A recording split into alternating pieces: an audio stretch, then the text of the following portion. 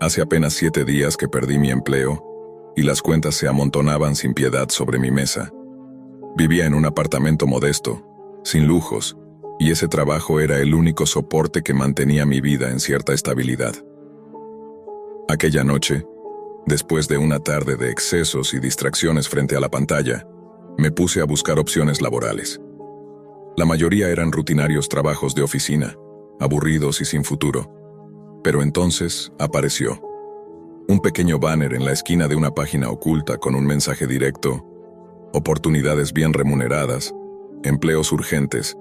No era un anuncio común, algo en él me atrajo, aunque sabía que venía de la Deep Web, ese oscuro rincón de Internet donde las reglas se desvanecen. La curiosidad y la desesperación me llevaron a hacer clic. La página tardó en cargar, revelando una lista de empleos extraños, cada uno con instrucciones específicas y extrañas condiciones. Había puestos para vigilar propiedades, trabajar en campos remotos y otras tareas que parecían sacadas de otro mundo. Entre todas, elegí la más sencilla a primera vista: custodia nocturna de una residencia. Pago $120 por turno. Las reglas eran claras pero extrañas, detalladas hasta el más mínimo detalle. Al completar un formulario y enviar mi correo, recibí una confirmación rápida. Tu solicitud ha sido aceptada. Te esperamos a las 12 de la noche para iniciar tu turno. Recuerda seguir las reglas al pie de la letra. Cuando llegó la hora, me presenté en la dirección indicada, una casa antigua pero bien cuidada. Subí las escaleras hasta una pequeña sala con un monitor y varias cámaras. Tenía instrucciones para seguir durante las próximas 4 horas y evitar cualquier desviación. Al principio todo parecía tranquilo, pero pronto la atmósfera cambió. Luces que se apagaban solas, susurros que no venían de ningún lugar, figuras que aparecían en las cámaras sin explicación. Una mujer cocinando que desaparecía al activar un botón, un hombre que veía televisión y cuyo silencio abrupto llenaba la casa de un terror insoportable. Cada hora traía una nueva prueba. Cada regla rota aumentaba el miedo. Trataba de mantener la calma, cubriéndome con música a todo volumen, cerrando los ojos cuando las voces comenzaban, intentando ignorar la sensación de que no estaba solo. Al terminar mi turno salí temblando, con el corazón acelerado. Pero el horror no terminó ahí. Al día siguiente, recibí un paquete en la puerta con una nota que me dejó helado. El mensaje era claro. Había firmado un contrato que no podría romper, que la casa me esperaba siempre, que mi alma ya estaba atrapada. Ahora, escribo esto desde un lugar seguro, o eso creo, pero sé que la Deep Web me ha arrastrado a un juego oscuro donde las reglas las pone algo más allá de lo humano. Las noches posteriores fueron un tormento constante. Cada vez que cerraba los ojos, la imagen de aquella casa, sus cámaras y sus extrañas figuras se imponían en mi mente como un espectro que no me dejaba respirar. Intenté olvidar, pero el teléfono vibraba con notificaciones sin remitente, recordándome que el trato no era solo un empleo, sino una cadena invisible que me ataba. Una noche decidí enfrentar nuevamente esa pesadilla. Antes de medianoche volví al lugar indicado, esa casa en la que cada sombra parecía esconder algo indescriptible. Al entrar, el aire era denso, cargado de una mezcla entre humedad y un olor a madera vieja que parecía absorber cada sonido. Me senté frente al monitor, la única conexión con un mundo exterior que parecía irse desvaneciendo poco a poco. Las cámaras mostraban habitaciones vacías, pero había movimientos sutiles. Una cortina que se movía, un reflejo que no correspondía a nada visible. El reloj marcaba la medianoche exacta. De repente, la voz femenina que me habló desde una ventana apareció otra vez. Me saludó con una serenidad inquietante, como si supiera más de mí que yo mismo. Intenté no mirarla directamente, recordando la regla más importante: no enfrentar lo desconocido con miedo. Durante las primeras horas, seguí al pie de la letra cada instrucción, apagando luces, cerrando persianas, observando a ese hombre que parecía reír frente a una televisión que nunca mostraba imágenes claras. En un momento, apreté el botón azul para alejar a la mujer que cocinaba, su figura desvaneciéndose entre sonidos extraños. Pero entonces, a las 3 de la madrugada, todo cambió. La música que encendí para protegerme de los susurros se apagó abruptamente, y la casa pareció vibrar, como si respirara a mi alrededor.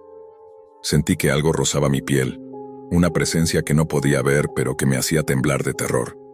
Intenté moverme, pero el miedo me paralizaba. Cerré los ojos y me concentré en la melodía que aún resonaba en mi mente, intentando aferrarme a la realidad. Cuando abrí los ojos, las cámaras mostraban rostros deformados emergiendo del suelo, gritando en silencio, atrapados en una pesadilla eterna. El reloj marcaba las 3:30 cuando finalmente se calmó todo. Me levanté temblando, sabiendo que faltaban solo minutos para salir, pero sintiendo que esa casa ya no era solo un lugar, sino una prisión para mi alma. Al salir, el aire frío de la noche me dio un breve alivio, pero el paquete con la carta que encontré a la mañana siguiente me recordó que la Deep Web no es solo una red de información, sino un portal a horrores que desafían la lógica. Los días siguientes, mi vida se volvió una pesadilla constante, como si la casa y su oscuro contrato se hubieran apoderado de mi mente y mi tiempo. Traté de mantener la rutina, pero la sensación de ser observado, de que algo me acechaba, no me abandonaba ni un instante. Cada noche, cuando el reloj se acercaba a la medianoche, un frío intenso me recorría la espalda. No importaba dónde estuviera, la invitación invisible para regresar a aquella casa se hacía cada vez más fuerte. La Deep Web parecía un abismo del que ya no podía salir.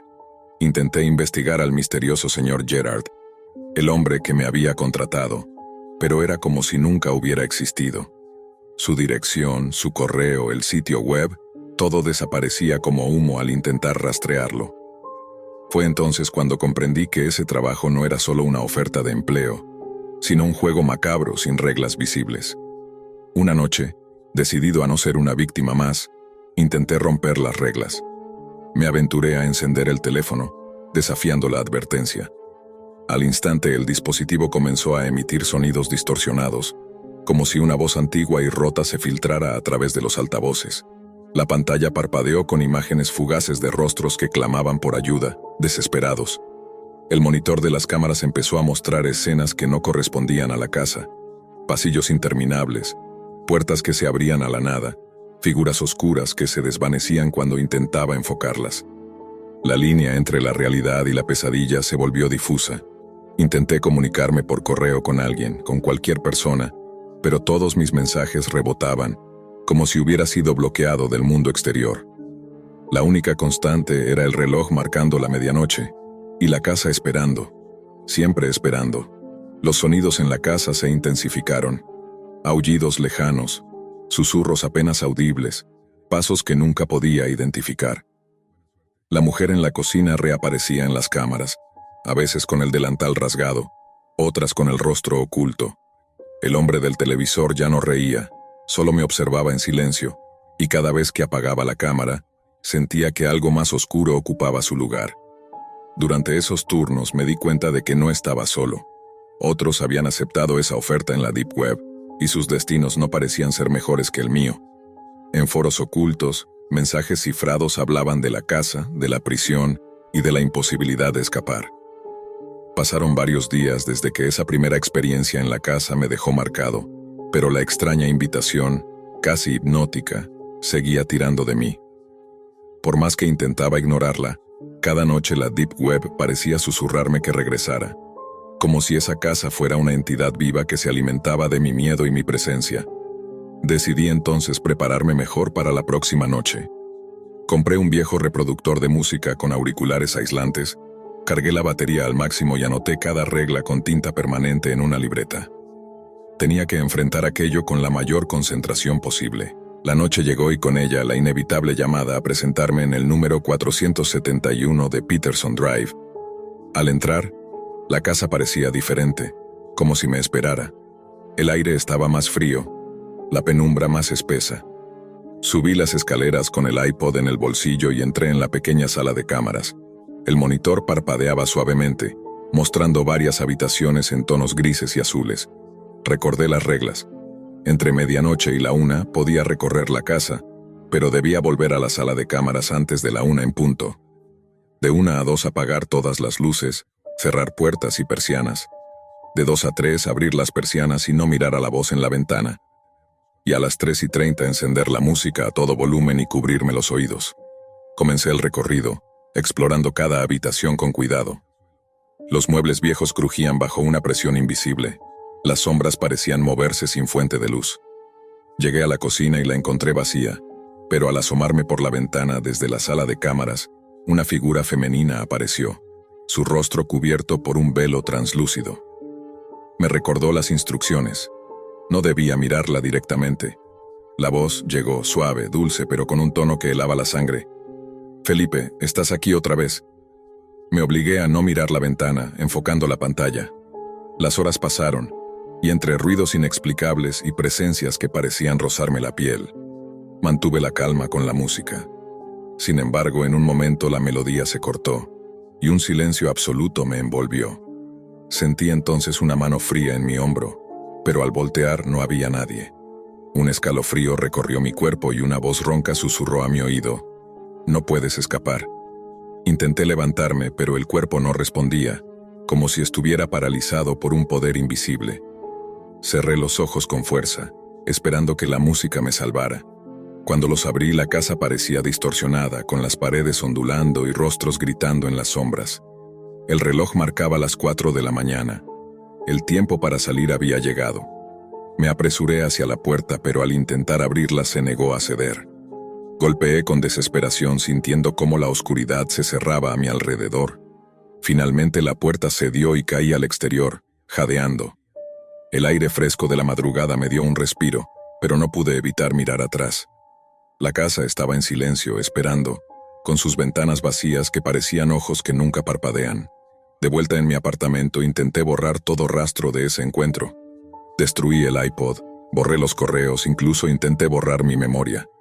Pero nada funcionó. La Deep Web, ese lugar donde todo parecía posible, me había atrapado. Por más que intenté volver a una vida normal, cada sonido, cada sombra, cada susurro en la noche me recordaba que no estaba solo, que la casa seguía ahí, esperando. La obsesión comenzó a infiltrarse en cada momento de mi vida diaria. No podía pensar en otra cosa que no fuera esa casa, sus reglas, y ese contrato invisible que parecía marcar mi destino. La Deep Web había sido la puerta, pero ahora sentía que el abismo me había tragado por completo. Cada noche antes de dormir revisaba mi correo con la esperanza de que el sitio web reapareciera, que el señor Gerard respondiera, cualquier señal que me diera una salida. Pero nada. Solo el silencio digital de un mundo que había decidido olvidarme.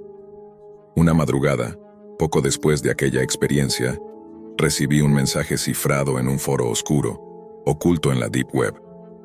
Un usuario anónimo mencionaba la casa de Peterson y hablaba en jerga críptica sobre el contrato eterno y la prisión de medianoche.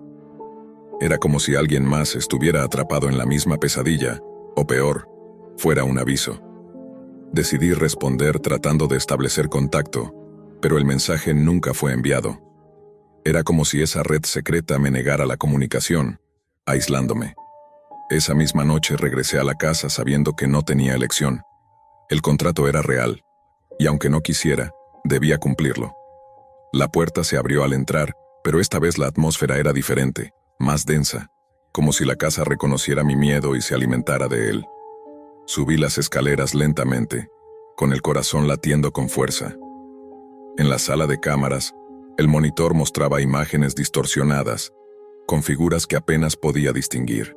Recordé las reglas, pero esta vez algo cambió. La voz desde la ventana no solo saludó, sino que dijo mi nombre completo, con un tono burlón y amenazante. La mujer en la cocina apareció, más tangible, con un rostro que ahora mostraba un vacío insoportable, ojos sin vida que me seguían. Cuando presioné el botón azul para hacerla desaparecer, la figura no se fue. En lugar de eso, la imagen se fragmentó en 1000 pedazos y se extendió por toda la pantalla, como una mancha negra que empezó a invadir cada habitación en el monitor. Sentí una presencia a mi lado, y al girar, una sombra alta y delgada estaba ahí, silenciosa. Mi respiración se aceleró. Intenté moverme, pero las piernas me fallaron. Las cámaras comenzaron a mostrar escenas que no eran de esa casa, pasillos sin fin, puertas que se abrían a vacíos infinitos, y voces que llamaban mi nombre, cada vez más cerca. Intenté encender la música a todo volumen, pero el reproductor no respondía. La casa había cambiado las reglas. Ahora yo estaba dentro de un juego sin control, sin salvación. Aquella noche, la casa estaba viva de un modo que nunca antes había experimentado. Apenas crucé el umbral sentí un frío que no provenía del aire sino de algo mucho más profundo, como si la misma oscuridad me envolviera en sus garras heladas. Subí las escaleras con pasos temblorosos. El silencio era absoluto, salvo por un leve susurro que parecía provenir de las paredes mismas. Al entrar en la sala de cámaras, el monitor mostraba imágenes distorsionadas, sombras que se retorcían, figuras que se alargaban y encogían, rostros deformes que gritaban en silencio. De repente la voz de la mujer apareció en la ventana, pero esta vez no fue un saludo amable, sino un murmullo desesperado que atravesó mi mente. No deberías estar aquí. Nunca lo estarás. La figura femenina en la cocina ya no solo cocinaba. Ahora sus movimientos eran erráticos, como si estuviera atrapada en una agonía eterna. Sus ojos vacíos se clavaron en mí a través de la pantalla, y un grito desgarrador emergió de la nada, llenando la casa de ecos aterradores. El botón azul a mi lado empezó a brillar con una luz fría y parpadeante. Al presionarlo, un sonido ensordecedor explotó en la cocina, pero la mujer no desapareció. En cambio, la figura se fragmentó en sombras que se deslizaron hacia mí, como dedos oscuros que intentaban alcanzarme. Sentí una mano helada posarse sobre mi hombro, aunque al voltear no había nadie. El pánico me paralizó. Traté de gritar, pero mi voz se ahogó en un vacío silencioso.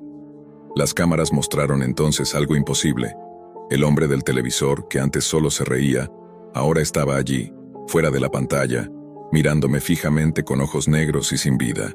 Su sonrisa era grotesca, una mueca de pura maldad. El reloj marcó las 3:15 de la mañana y supe que lo peor estaba por venir. La música que había preparado para protegerme se apagó repentinamente, y un frío intenso me envolvió, como si la casa hubiera exhalado una respiración helada que me congeló desde dentro. Las paredes comenzaron a moverse, como si respiraran, y rostros distorsionados emergieron de la madera, gritando en un silencio sepulcral. Sentí que algo se arrastraba por el suelo hacia mí, una presencia oscura que se acercaba lenta pero inevitablemente. Mis ojos se cerraron, cubriéndome los oídos con las manos, intentando ahogar el terror, pero el ruido estaba dentro de mi mente, un eco implacable que me hacía temblar. Cuando por fin abrí los ojos, la sala estaba vacía, pero el reloj marcaba 3:30 de la mañana. Sabía que quedaban minutos para sobrevivir, pero la casa ya no era un lugar, era una trampa, un monstruo que me había atrapado y no pensaba soltarme. A las 3:30 de la madrugada, encendí la música con manos temblorosas, cubriéndome los oídos y cerrando los ojos con fuerza. La melodía retumbaba en mi cabeza ahogando los susurros, los gritos silenciosos y las sombras que parecían querer devorarme. Pero justo cuando creí que sobreviviría, el sonido se cortó abruptamente. Abrí los ojos y vi algo que me heló la sangre. La figura del hombre del televisor estaba frente a mí, ya no una imagen en la pantalla, sino real, oscura y palpable. Sus ojos vacíos me absorbían, y su sonrisa se ensanchó en una mueca grotesca. Intenté gritar, correr, hacer algo, pero estaba paralizado, como si una fuerza invisible me sujetara. Sentí sus manos frías cerrarse alrededor de mi cuello, apretando hasta que el aire comenzó a escaparse de mis pulmones. Entonces, en medio de la oscuridad, escuché una voz firme, distante, que decía mi nombre. La presión disminuyó. Abrí los ojos y me encontré nuevamente en la sala de cámaras, solo. El reloj marcaba las 4 de la mañana. Corrí hacia la puerta y, esta vez, se abrió sin resistencia. Al salir, el aire fresco de la madrugada me dio vida. Miré hacia atrás una última vez. La casa estaba tranquila, pero sabía que no me dejaría ir tan fácil. Al llegar a mi apartamento, un paquete estaba esperándome en la puerta. Dentro, una carta con la letra del señor Gerard. Felipe, ahora eres parte de esta casa para siempre. No hay escapatoria. La Deep Web no solo ofrece empleos, ofrece destinos. Nos volveremos a ver, a la medianoche desde entonces, cada noche siento que la casa me llama, que el contrato no terminó, y que la línea entre lo real y lo imposible se desvaneció para siempre. Nunca usé la Deep Web para hacer algo malo. Nunca compré sustancias ilegales ni descargué contenido pirata. Siempre tuve una vida sencilla, con mi esposa Clara, una mujer de un corazón enorme. Desde joven me apasionaban las computadoras y la tecnología, aunque crecí en un pueblo pequeño y olvidado por el progreso. Recuerdo perfectamente cuando escuché hablar por primera vez del Internet y de la posibilidad de acceder a información de cualquier rincón del planeta. Era algo fascinante y para mí incomprensible que no más gente estuviera interesada en eso.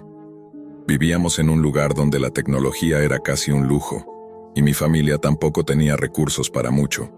Mi madre trabajaba jornadas agotadoras en una fábrica donde la explotaban sin piedad, y mi padre dedicaba casi todo su tiempo a la iglesia local, un hombre religioso y rígido, que veía la vida en blanco y negro. Su fe me generaba rechazo. Sentía que la religión era una cadena que limitaba a las personas, un camino único sin alternativas. Mi curiosidad por la historia me llevó a cuestionar muchas cosas, y terminé rechazando cualquier religión organizada. A pesar de todo, mis padres nos enseñaron a mi hermana y a mí a esforzarnos. Ambos logramos graduarnos. Ella se mudó a la ciudad para trabajar como enfermera, mientras yo me convertí en profesor de historia en una escuela secundaria modesta. Me casé con Laura, mi novia del instituto, y nos establecimos en un barrio tranquilo, con la ilusión de formar una familia. Intentamos tener hijos, pero el proceso tomó más tiempo del esperado. Después de algunas consultas médicas, nos dijeron que ambos estábamos sanos, simplemente requeriría paciencia.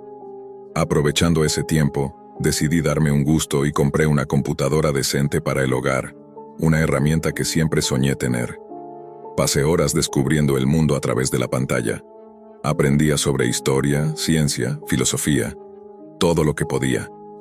El verano llegó y aunque ganaba un sueldo modesto, el aburrimiento me llevó a pasar casi todo el día en línea. Fue entonces cuando recordé la existencia de la Deep Web.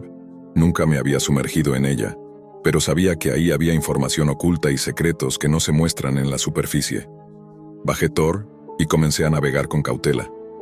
Las historias sobre lo peligroso de ese mundo me mantenían alerta. No tardé en toparme con sitios que ofrecían desde datos científicos hasta conspiraciones impactantes. No soy de los que creen en teorías descabelladas, pero muchas evidencias me hicieron dudar sobre lo que nos muestran los medios y gobiernos. Pasé noches enteras leyendo y explorando.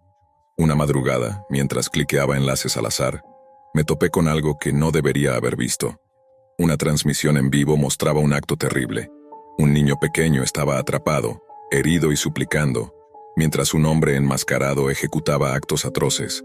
La cámara mostraba todo, y una ventana de chat en vivo revelaba comentarios horribles de quienes participaban detrás de sus teclados. Intenté cerrar la ventana, pero no respondía. Mi corazón latía desbocado.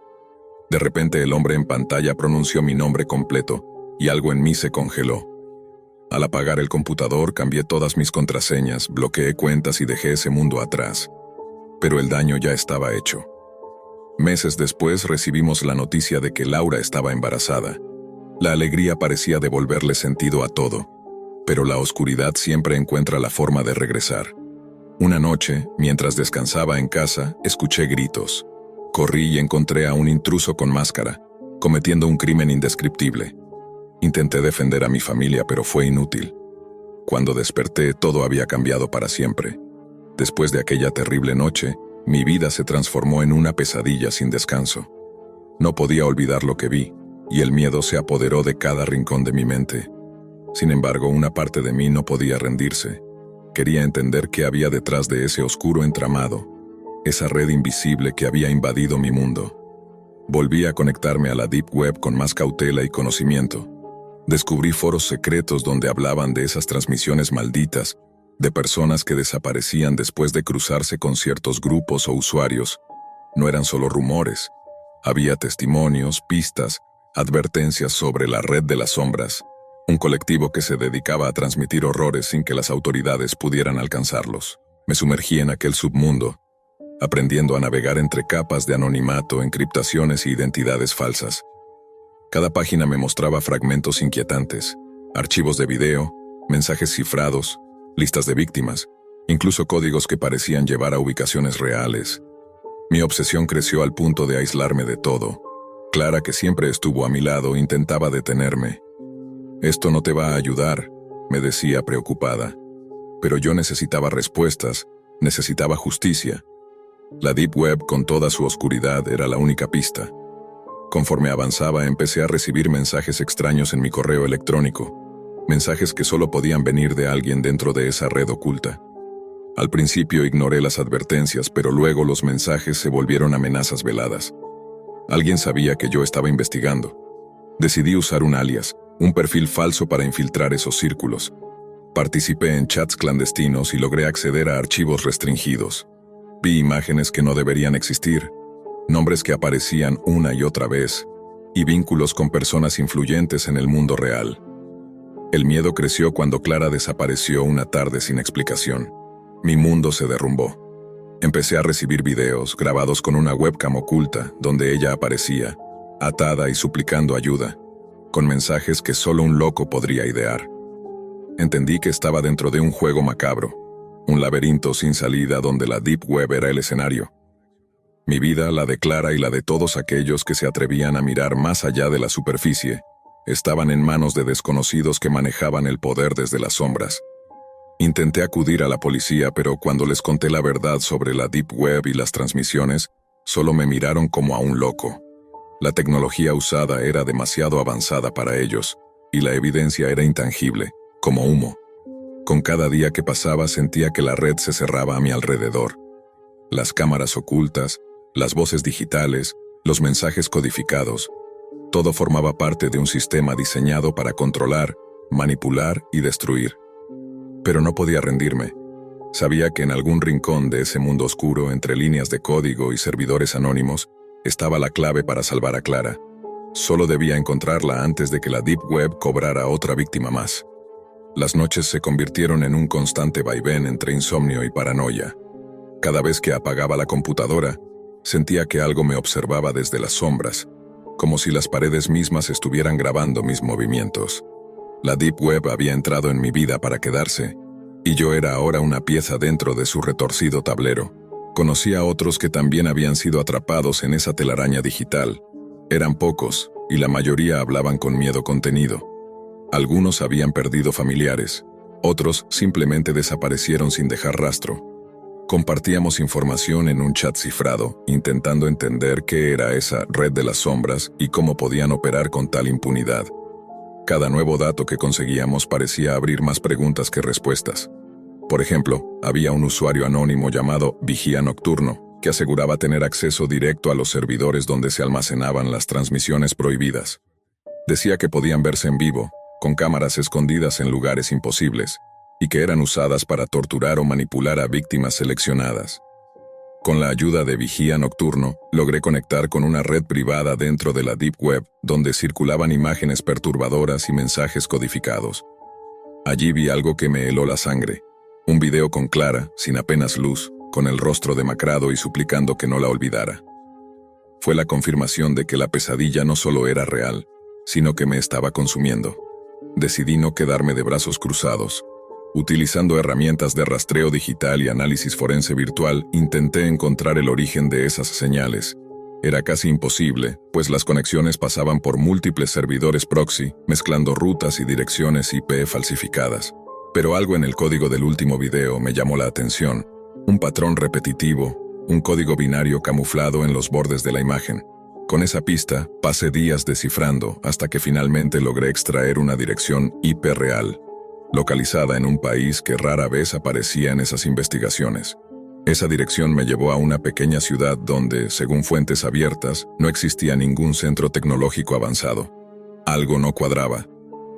Al profundizar, descubrí que esa ciudad estaba controlada por un pequeño grupo que tenía acceso privilegiado a recursos informáticos y que, según rumores, había estado vinculado a grupos de crimen organizado. Pero nadie se atrevía a investigarlos. Era como si toda esa red estuviera blindada por un pacto invisible entre tecnología, poder y miedo. Entretanto, los mensajes que recibía comenzaron a volverse más directos y personales. Una cuenta anónima empezó a enviarme fragmentos de videos y fotos donde aparecían lugares familiares de mi ciudad, pero con rostros difusos y sonidos inquietantes de fondo. Era como si alguien me estuviera vigilando constantemente, jugando conmigo, usando la Deep Web para acechar mi vida real.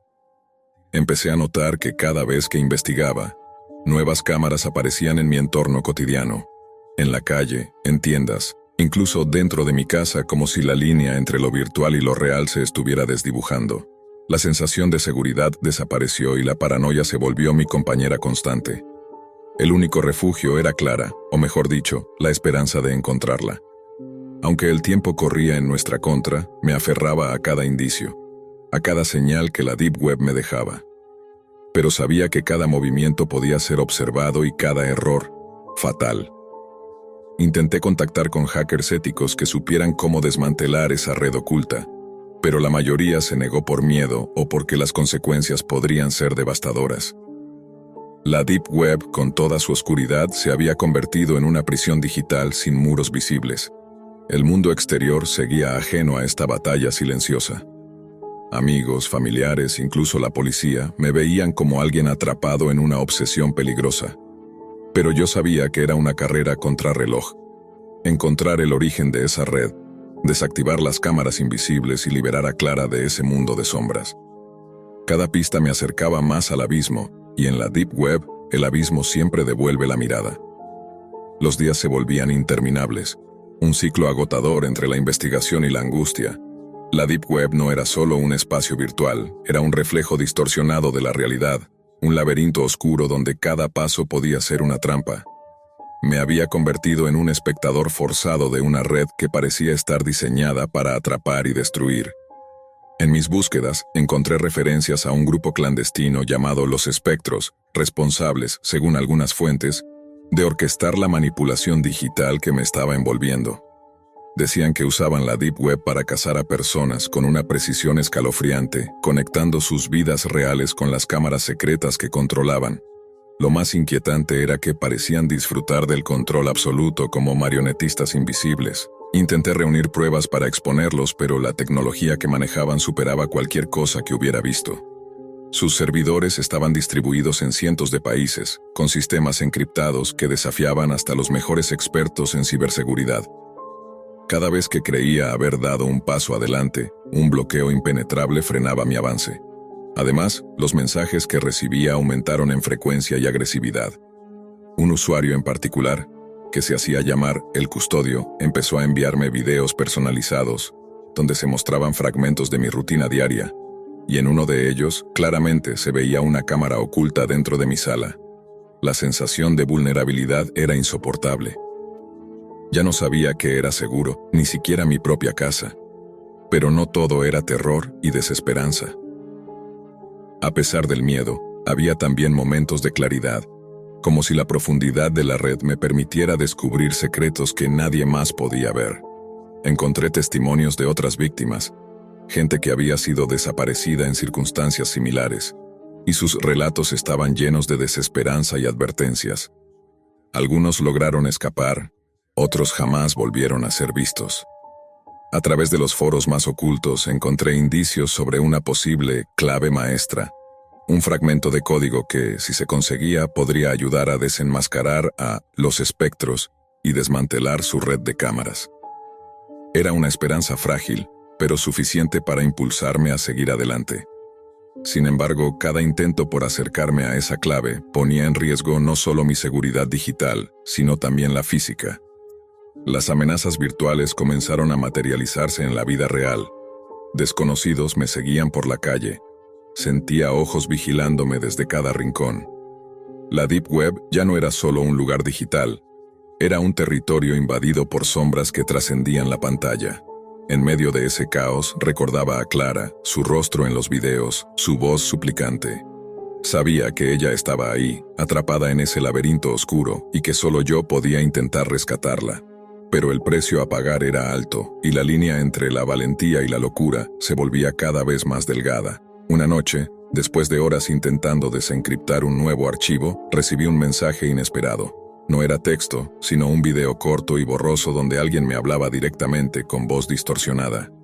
Deja de buscar o pagarás el precio. El mensaje estaba claro, pero lejos de intimidarme, aumentó mi determinación. Sabía que estaba jugando con fuego y que en la Deep Web las reglas son diferentes y despiadadas, pero no podía darme el lujo de rendirme. Había entrado demasiado profundo, y ahora era parte de ese oscuro juego, donde la verdad estaba oculta entre capas infinitas de códigos, secretos y peligros. Cada noche, cuando todo parecía silencioso, encendía la computadora con una mezcla de miedo y esperanza. Navegaba por esos pasajes invisibles, exploraba cada rincón de la Deep Web, buscando la llave que pudiera liberar a Clara, y quizá a mí mismo, de esa prisión digital sin muros visibles. La lucha apenas comenzaba. Aquella noche, armándome de valor, seguí el rastro hasta un servidor oculto en un rincón remoto de la Deep Web. Con cada segundo que pasaba, sentía como el cerco se cerraba a mi alrededor, pero la determinación era más fuerte que el miedo. Logré encontrar la clave maestra, un código que no solo permitía acceder a la red de cámaras, sino también revertir su control. Activé el programa, y en tiempo real, las imágenes de miles de cámaras comenzaron a desvanecerse, como si la oscuridad que las cubría se disipara poco a poco. Entre ellas, vi a Clara, libre, observándome con una mezcla de gratitud y alivio. La red de los espectros se estaba derrumbando, sus máscaras cayendo frente a la luz. Pero justo cuando creía que todo había terminado, una última transmisión apareció. La figura de El Custodio sonriendo siniestramente, advirtiéndome que la Deep Web nunca olvida, y que esta batalla solo era el comienzo. Había ganado la partida, pero la guerra con las sombras digitales apenas comenzaba. Déjame contarte algo que aprendí de la forma más brutal. La Deep Web no es solo una zona de Internet fuera del radar, es un pantano nauseabundo donde la humanidad deja ver su rostro más podrido. Si crees que ya lo has visto todo en la superficie, créeme, no estás ni cerca. Yo me llamo Iván Córdoba, y esto es algo que todavía intento borrar de mi cabeza cada noche. Todo comenzó porque escuchaba a mis amigos hablar de la Deep Web como si fuera una especie de mito digital. Historias locas, páginas prohibidas, gente que desaparece. Al principio me parecía una exageración adolescente, pero la idea me fue carcomiendo lentamente. Quería saber hasta qué punto era real todo eso. Así que una noche, con más curiosidad que sentido común, instalé el navegador Tor, me puse los auriculares, apagué la luz de mi cuarto y comencé a navegar. No tomé precauciones. Ni VPN, ni bloqueadores, nada. Estaba completamente desnudo en ese océano digital, y aunque ahora me cuesta entender cómo pude ser tan ingenuo, en ese momento me sentía invulnerable, como si nada pudiera alcanzarme desde el otro lado de la pantalla. Pasé horas haciendo clic en enlaces aleatorios. Algunos sitios eran absurdamente aburridos, otros directamente ilegales. Vi foros de intercambio de armas, mercados de drogas, servicios de hackers a sueldo, incluso páginas donde la gente ofrecía ejecutar encargos sucios por Bitcoin. El nivel de degeneración era asfixiante, pero algo me mantenía ahí, pegado a la silla. En cierto punto, comencé a ver cosas que nunca debí ver, videos de animales siendo torturados, hombres riendo mientras cometían atrocidades. Sentí náuseas, cerré pestañas, pero seguí. No sé si era morbo, miedo o una especie de hipnosis digital. Me dije a mí mismo, un enlace más y me largo, uno solo, como si estuviera jugando con una ruleta rusa. Y ahí fue donde todo se rompió. La página tenía un diseño infantil con letras rosadas y una tipografía redondeada. El título decía Dulzura y Paz. Todo el sitio parecía una burla, una contradicción sucia en medio de ese infierno digital. Bajo el título había un álbum de fotos y una caja de chat vacía. Nadie conectado. Me incliné hacia la pantalla y abrí la primera imagen. Era una chica joven, 20, quizás 22 años. Estaba embarazada, desnuda, y con el rostro cubierto de lágrimas. Tenía hematomas en los brazos y cortes en los muslos. Su expresión era de desesperación absoluta. Miraba hacia la cámara como si rogara por ayuda. Pasé a la siguiente imagen, y casi grité. La misma chica, pero ahora con el cuerpo cubierto de sangre. Sus ojos estaban abiertos, pero no había vida en ellos. Estaba sentada, con la cabeza inclinada hacia un costado. En sus brazos sostenía al bebé, aún conectado por el cordón umbilical. El niño no se movía. Todo era rojo, pura sangre. En la pared detrás de ellos, alguien había escrito con letras grandes y torpes, usando lo que parecía sangre humana. Todo es dulzura. No sé por qué seguí mirando, pero lo hice. Las siguientes imágenes eran una especie de línea de tiempo. Mostraban cómo los cuerpos comenzaban a descomponerse, día tras día, la piel cediendo, los rostros derritiéndose, hasta que no quedó nada más que un par de esqueletos abrazados. Mi cuerpo entero temblaba. Quería cerrar la ventana, desconectar todo, apagar la computadora, pero entonces apareció un mensaje en el chat. Hola Mateo, ¿te gustó? ¿Quieres ver más? Puedo mostrarte la verdadera dulzura. Mi corazón se paralizó. ¿Cómo sabía mi nombre? No respondí. Solo me quedé congelado frente a la pantalla. Otro mensaje llegó. No tengas miedo, yo te amo. Quiero ayudarte. Déjame cuidarte, Mateo. Mis dedos se movieron solos sobre el teclado. ¿Quién eres? ¿Cómo sabes quién soy? La respuesta no tardó. Lo sé todo de ti, tus noches de insomnio, tus paseos al baño a las 3:12 de la mañana, tus cortinas siempre abiertas, eso no es bueno. Podrías resfriarte. Me giré de golpe. La ventana detrás de mí estaba sin cerrar. Y lo peor, la luz de mi webcam estaba encendida. Mi cuerpo se llenó de electricidad. Me lancé hacia el enchufe y arranqué el cable de la computadora. Pero justo antes, apareció un último mensaje. No te escondas, Mateo. La dulzura ya vive en ti, y está más cerca de lo que crees. Durante varios minutos me quedé inmóvil, con el corazón retumbando en el pecho como un tambor de guerra. La computadora estaba desconectada, pero no me sentía a salvo. La presencia de ese mensaje, esa voz digital que hablaba de mí con tanta familiaridad, seguía flotando en el aire como un vapor invisible. Pasé la noche en vela, sentado en la esquina opuesta de la habitación, con la espalda contra la pared y un cuchillo de cocina en la mano. Me sentía estúpido, paranoico, pero no podía ignorar el pánico visceral que me había invadido. Cada ruido fuera de lugar, cada crujido de la madera era una amenaza. Algo se había abierto esa noche, algo que ya no podía cerrarse. A la mañana siguiente revisé todo. Revisé la webcam, la cubrí con cinta, revisé la ventana, la cerré, aseguré las cortinas. Revisé mi computadora. Ningún rastro de la página, ningún historial, ninguna carpeta extraña. Era como si todo hubiese sido un mal sueño, pero no lo fue, porque una hora después, mientras intentaba convencerme de volver a la rutina, recibí el primer correo. El asunto decía, ya estás más cerca de la dulzura, y el cuerpo del mensaje era breve, en letras enormes y mayúsculas. Quiero cuidarte, quiero amarte, quiero traerte paz. Adjunta venía una foto mía tomada desde afuera de mi ventana. Estaba durmiendo abrazado a la almohada con la cara medio tapada por las sábanas. Nunca supe cuándo fue tomada, o quién estuvo ahí. Solo sabía una cosa, esa foto no podía existir, y sin embargo ahí estaba. Apagué el wifi, llamé a la policía, les mostré los correos, las fotos, les hablé de la página, de los mensajes, de cómo sabían mi nombre, mis rutinas. Tomaron nota, dijeron que investigarían, dijeron que probablemente era una broma, alguien jugando con técnicas de ingeniería social, que no debía entrar a la Deep Web, que debía tener más cuidado. No volvieron a contactarme. Ese mismo día decidí formatear el disco duro, destruir la computadora y comprar una nueva. No importaba el gasto, necesitaba cortar cualquier rastro. También cambié mi número, cerré redes sociales, cubrí todas las cámaras y evité estar solo por las noches. Pero nada de eso detuvo los correos. Comenzaron a llegar desde diferentes cuentas, todas con nombres similares: dulzura real @ amada muerte @ te observo, Mateo @, todos con el mismo mensaje repetido una y otra vez: te amo, te observo, ya casi estás listo para entender. Al principio ignoré todo, pero luego vinieron los audios, fragmentos de mi voz, grabaciones de mí hablando solo en mi habitación, comentando cosas al aire, suspirando. Incluso captaron momentos en los que lloraba, cuando creía estar completamente solo. Era como si alguien estuviera dentro de mis paredes. Era como si la Deep Web hubiese cruzado la línea entre el código y la carne, entre lo digital y lo físico. Llegó un punto en el que ni siquiera me atrevía a dormir en mi casa.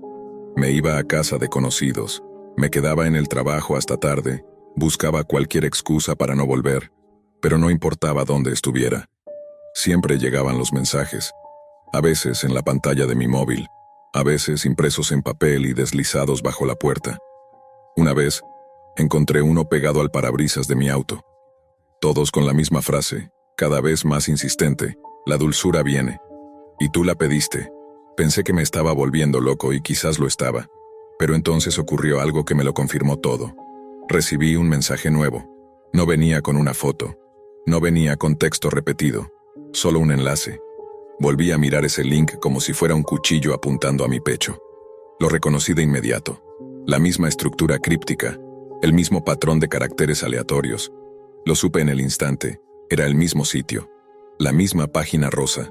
No sabía qué hacer. Una parte de mí quería quemar el teléfono. Otra quería hacer clic, solo para comprobar si aún estaba allí. Si todo eso fue real o no. Si podía volver. Ese dilema me mantuvo en silencio, frente a la pantalla, durante una eternidad. La curiosidad fue más fuerte que el miedo. Respiré hondo, asegurándome de estar solo. Cerré la puerta con llave, y con manos temblorosas, copié y pegué el enlace en el nuevo navegador Tor que había reinstalado unas horas antes. El sitio tardó en cargar, como si el mismo infierno necesitara unos segundos para abrirse. Y cuando lo hizo, era exactamente como lo recordaba. La tipografía rosada, el título Dulzura y Paz, la caja de chat vacía. Pero esta vez no había galería de imágenes, solo había un video en la parte central de la página, un botón de reproducción, ningún título, ningún tiempo de duración, como si el archivo no tuviera fin. Mi estómago se retorció. Sentía que algo me sujetaba la nuca desde atrás, pero igual le di play. La pantalla se llenó de estática. Luego apareció la imagen de una habitación. Mi habitación. Se veía desde un ángulo en el que no tenía ninguna cámara instalada. Podía verme a mí mismo sentado frente a la computadora, con la misma ropa, con los mismos movimientos. Estaba viéndome a mí en tiempo real, desde una perspectiva que no era mía. Y entonces, una figura cruzó detrás de mí en la pantalla. Lenta, delgada, pálida. Caminaba como si flotara. Yo en el video no me daba cuenta, pero alguien más, algo, estaba allí. Me giré, con un impulso eléctrico, pero no vi nada. Sin embargo, en el video, la figura se fue acercando, hasta quedarse justo detrás de mi espalda, inmóvil. Quise cerrar el navegador, pero no pude. El mouse no respondía, el teclado tampoco. La única parte de la pantalla que reaccionaba era el chat. Y en él apareció un mensaje: ahora sí estás listo. La figura en el video me tocó el hombro, y yo, aquí, en el mundo real, sentí el mismo contacto. Helado, lento, de dedos demasiado largos. La pantalla se apagó, y en el reflejo del monitor negro, vi algo de pie detrás de mí, mirándome. Desde entonces nadie ha podido hablar directamente conmigo. La gente me ve caminar, sí, pero no es lo mismo. Dicen que hablo en susurros, que sonrío en momentos que no ameritan sonrisas, que a veces muevo los labios sin emitir sonido como si repitiera algo una y otra vez. Pero la verdad es que yo ya no estoy solo. La dulzura me encontró, y no me deja ir. 3:33 AM. La habitación está en penumbra y el brillo azul de la pantalla es lo único que ilumina mi rostro. Igual que tú, soy un adicto más al acto mecánico de deslizar el dedo, de post en post, sin absorber nada. Facebook, Reddit, Instagram, una sucesión de imágenes, titulares y clips que apenas dejan huella en mi mente. Como tú, llegué a ese punto de saturación donde nada parecía nuevo. Todo reciclado, todo insípido. Esa noche, sin saber por qué, abrí una pestaña en blanco y escribí: ¿cómo entrar a la web profunda? No la dark web que todos conocen por nombre, no. Me refiero a ese nivel aún más abajo, más enterrado que las capas convencionales. Y tras varios hilos y foros olvidados, terminé instalando Noxys, un fork modificado del clásico Tor que, según los usuarios, mostraba lo que los demás navegadores ocultan a propósito. Sé lo que estás pensando. Otra historia más de la Deep Web. Otra exageración para asustar a los crédulos. Te entiendo. Pero sigue leyendo. Esto no es una advertencia ni una leyenda. De hecho, es una invitación. Después de pasar horas navegando entre sitios desconectados, mercados vacíos y foros sin alma, encontré un enlace, sin nombre. Solo un símbolo. Un triángulo invertido dentro de un ojo. Lo pulsé. Me llevó a una pantalla en negro con solo una línea en el centro.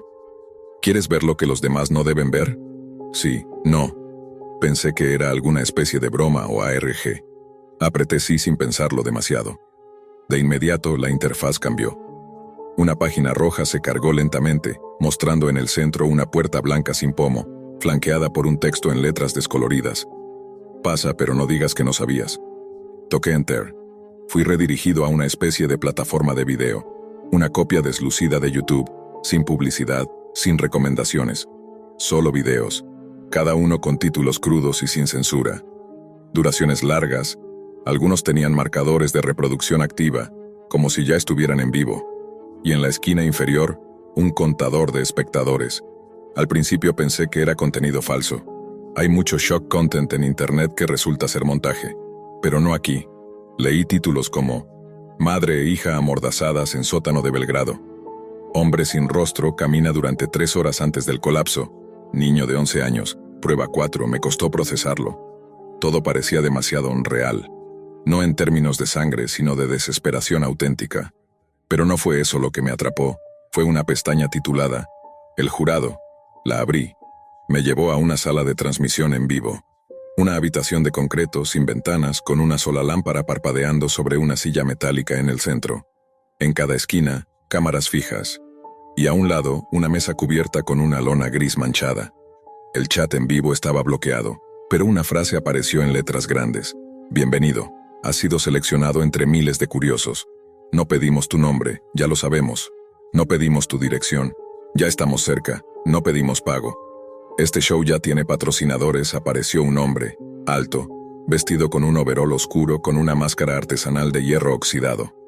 Llevaba a rastras a una mujer joven. Su rostro estaba cubierto de hematomas y su muñeca colgaba torcida. En cuanto la imagen apareció, mis altavoces comenzaron a emitir sus quejidos ahogados. La transmisión no tenía botones de pausa ni barra de progreso. Era simplemente ahora o nunca. La voz metálica del sitio me dio instrucciones. Es tu momento de decidir, no para ella, para ti. Por favor, responde honestamente. Aparecieron 2 preguntas. 1. ¿Cuál sería tu forma ideal de morir? 2. ¿Qué tipo de muerte te aterroriza más? Mi mente giraba. Pensé que era una prueba psicológica, un ritual sin consecuencias. Escribí mis respuestas y le di clic a enviar. La voz volvió.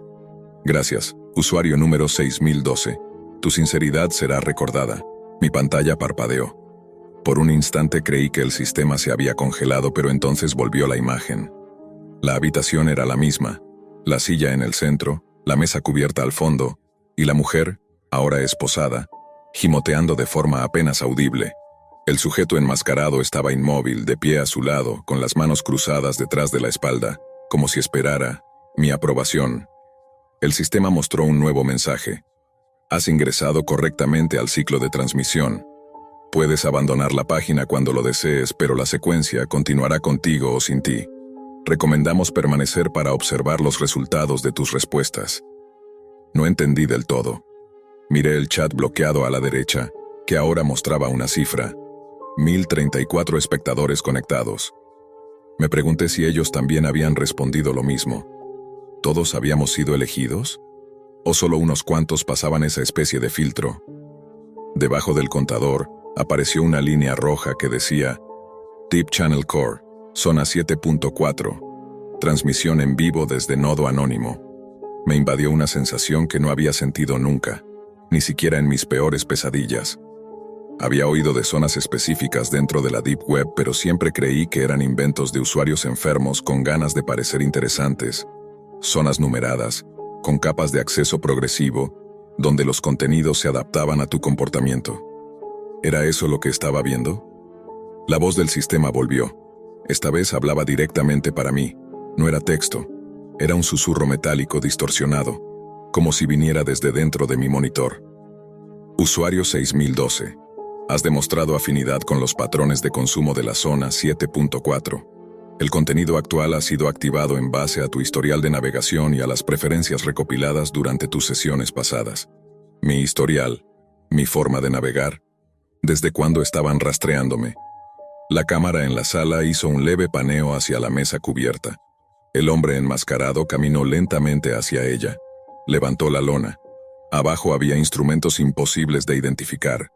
como si fueran herramientas personalizadas para hacer daño de formas que ningún ser humano debería imaginar. La mujer comenzó a llorar, pero el sonido era cada vez más bajo, como si el sistema filtrara las frecuencias para que no interfirieran con el acto. En ese momento la pantalla cambió. Un recuadro apareció sobre el video en vivo. Era una encuesta. ¿Debemos continuar con el procedimiento según las respuestas del usuario 6012? Las opciones eran simples, sí o no. Y mientras lo pensaba me di cuenta de algo aterrador. Yo no podía votar. El sistema bloqueó mi interacción. Solo los otros usuarios podían hacerlo. Yo ya había entregado lo que ellos necesitaban. Mis miedos, mis límites, mi mente. Una barra de progreso comenzó a llenarse. Cada voto aumentaba el número. Sí. 84% no. 16% la voz susurró nuevamente. Tu voluntad ya ha sido considerada. Ahora observa. La imagen volvió a centrarse en la mujer. El enmascarado tomó uno de los objetos metálicos de la mesa. Parecía un taladro, pero modificado con ganchos y pequeñas cuchillas giratorias. Lo sostuvo en alto como si lo mostrara a una audiencia invisible, y luego giró su mirada hacia la cámara. En ese instante, juro por lo más sagrado que sus ojos se encontraron con los míos. Sentí que me estaba viendo a través de la pantalla, no como un espectador más, sino como el causante directo de lo que estaba a punto de ocurrir. Y luego, el video comenzó. No puedo, o no quiero, describir lo que siguió. El contador de espectadores seguía subiendo. Ya pasaban los 7000 conectados. El chat seguía bloqueado, pero en la parte inferior comenzaron a aparecer nombres de usuario acompañados de frases automatizadas. El espectáculo continúa. Bien hecho 6012. Pronto será tu turno. Volví a revisar la pestaña del sitio. Había una nueva sección abierta, no estaba antes. Se llamaba Cuenta Regresiva. La abrí. Era una simple pantalla negra con letras rojas. Próximo acceso al canal privado en 051922. Una cuenta regresiva que no podía pausar ni cerrar. Y más abajo, tu ubicación ha sido verificada. La recolección está programada. Intenté cerrar la pestaña, pero el navegador no respondía. Abrí el administrador de tareas forzando el cierre. Nada. Desconecté el Wi-Fi. Nada. La imagen seguía fija en la cuenta regresiva. Sentía que el monitor me observaba, como si se hubiera vuelto un espejo de mis decisiones. Pensé que al apagar la computadora todo terminaría. Estaba equivocado. Apagué la computadora de un golpe. Literal. Mi puño contra el botón de apagado. La pantalla parpadeó, luego se oscureció. Me quedé en silencio, conteniendo la respiración como si eso pudiera desconectar también mi mente. Pero la cuenta regresiva seguía en mi cabeza, como si se hubiera incrustado en mi visión interna. Fui al baño, me eché agua en la cara. Me repetí que todo era parte de un juego, de una simulación de la Deep Web para asustar a los ingenuos. Pero al volver a mi cuarto, el monitor volvió a encenderse solo. Negro, con letras blancas en el centro, preparándonos para la llegada. No te muevas. Corrí a desenchufar todo. Ni siquiera me importó si la fuente explotaba. Mi corazón latía como un martillo. Abrí la ventana. Consideré saltar por ella. Era absurdo. Vivía en un segundo piso. Aún así me parecía mejor idea que quedarme quieto. Entonces sonó el timbre. 3:33 de la mañana de nuevo. 3 toques. Largos. Regulares. Como si quien estuviera al otro lado supiera exactamente lo que estaba haciendo. No respondí. No me moví. Pero una nueva notificación apareció en mi teléfono, que ni siquiera estaba desbloqueado. Gracias por responder 6012. Hemos llegado. Me paralicé. Pensé en huir por la parte trasera del edificio, pero otra notificación emergió antes de que pudiera dar un paso. Recuerda tus respuestas. Prefieres morir congelado. Temes morir devorado por ratas. Y luego, una tercera. Nuestros escenarios están preparados según tus especificaciones. Corrí. Lo juro, corrí con todo lo que tenía.